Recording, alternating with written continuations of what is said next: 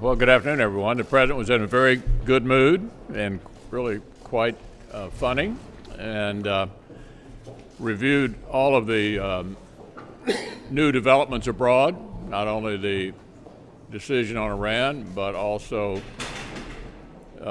highlighted the meeting on June 12th in Singapore. We were all in a celebratory mood as a result of having approved the 21st Circuit Judge just a few moments ago. That means that one eighth of the circuit judges in America have been appointed by Donald Trump and confirmed by this Republican Senate. So we think we're making dramatic progress on that front as well. And of course, everybody's excited about the condition of the economy and the way the country seems to be in an upbeat mood heading into the fall election. With that, John.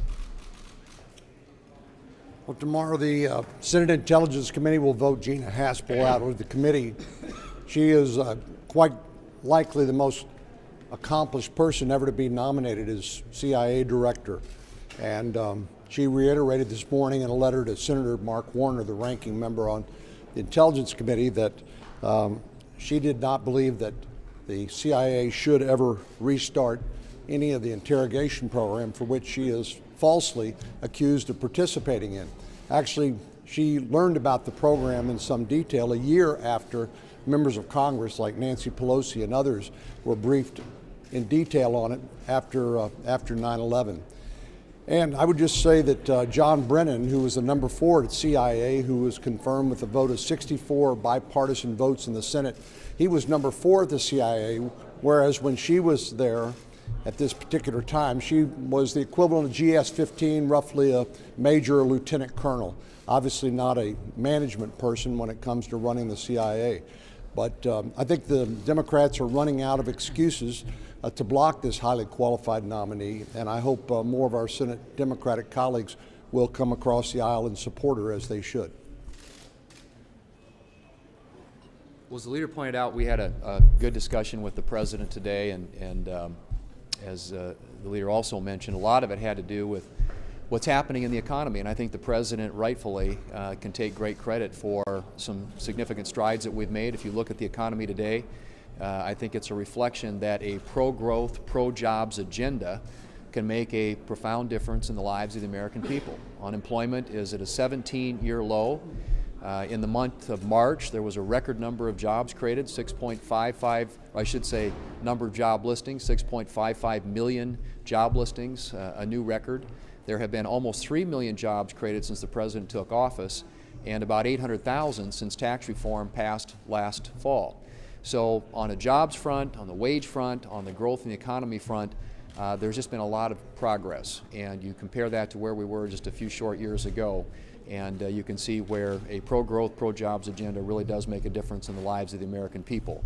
We want to continue to work on that, and the president does as well, and keep that focus on the economy, keep that focus on jobs, keep that focus on wages and American families and how we can improve their standard of living and their quality of life by putting policies in place that allow them to keep more of their hard-earned money in their own pockets, and an economy that continues to grow and expand and create better-paying jobs. Well, we had a very productive meeting with the president today, talking about a number of things happening at home as well as around the world. We talked about Iran, talked about the new embassy in Jerusalem, moving the U.S. embassy to Jerusalem, as well as talking about what's happening in North Korea. But the focus, of course, was on the economy. The fact that we have a strong, healthy, growing economy, an America First economy based on tax cuts, cutting red tape, where we have an unemployment rate of 3.9%, the lowest it's been in 17 years.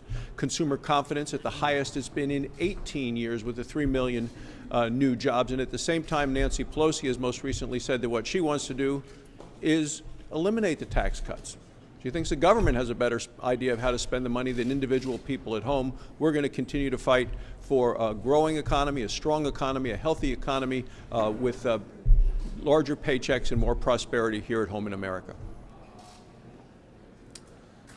Well, this is Police Week. When Senator Coons and I came to Congress 7 years ago, came to the Senate, we created the Bipartisan Law Enforcement Caucus. One of the things the President mentioned today was his chance to meet with all those people who are here. Many of those people are here this week for Police Week. It's just a good time for us to remember the Capitol Police, all they do to secure the place we all work in every day and that people visit every day. Still the most open seat of government anywhere in the world, and what they do to make that happen, but also all those who serve all over the country. Way too many policemen were injured, way too many lives were lost last year in the line of duty.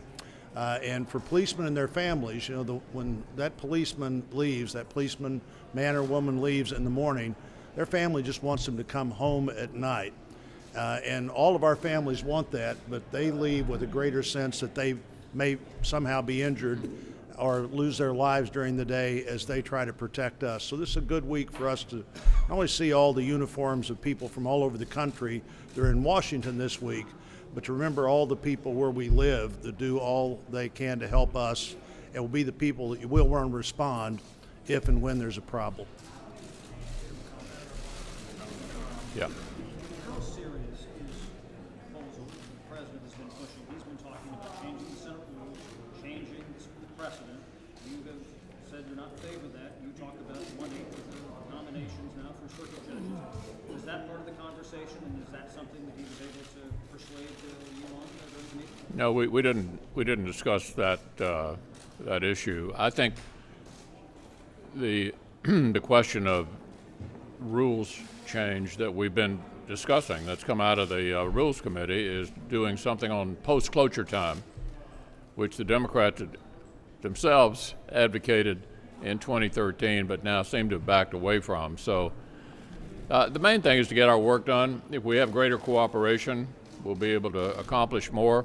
I'm somewhat optimistic based on conversations I've had with the Democratic leader about the appropriations process, that we're going to have a higher level of cooperation than we've had, and we'll see how that works out. Leader McConnell, does it bother you that almost a week ago now, someone on the president's staff insulted one of your senior colleagues, John McCain, with this morbid joke, and then no one from the White House has apologized for it, even today, as far as we understand it? Well, the person who said that should apologize and should apologize publicly. Do you think the White House should apologize more broadly, sir? Senate Judiciary Chairman Chuck Grassley last week was talking about Supreme Court nominations. He said he was concerned, first and foremost, that there wouldn't be enough time to process one if the retirement happened soon. So on that, but he also talked about hewing to the Biden rule if the nominee opened up in 2020. Do you have a position on whether or not you would move the Supreme Court nominee in 2020? Well, I can say in 2018, if such a vacancy were to occur, anytime up until the summer, we would certainly deal with that nominee this year. Did the president explain in your lunch why he chose to highlight the Chinese company ZTE, and what's your view of that company? I don't recall. Did you talk about trade? I can't remember whether we discussed that issue or not. I don't think we did. Did the issue of Senator McCain come up at all during the lunch? And No. how did you encourage the White House to have that separation come up? No, the issue didn't come up. You mentioned the changes to post-closure debate time. Are you planning to bring those changes forward for a vote? And are you going to use the nuclear option in Democrats? Well, the ideal way to adopt what we call a standing order would be on a bipartisan basis, like it was done in 2013. Unfortunately, we only did it for 2 years. The Democrats are not in a position to do that now. We continue to discuss whether that would be necessary. An easier way to deal with all this, however, would be to have greater cooperation. And the cooperation has picked up some this year. You know, the ability to confirm nominees has improved. I think the attitude of the Democrats, it seems to me, is better. That's the best way to solve the problem, is to get back to some degree of normalcy about handling, in particular, assistant secretaries of this, that, or the other. So we'll see. I'm optimistic things are going to get better on that front.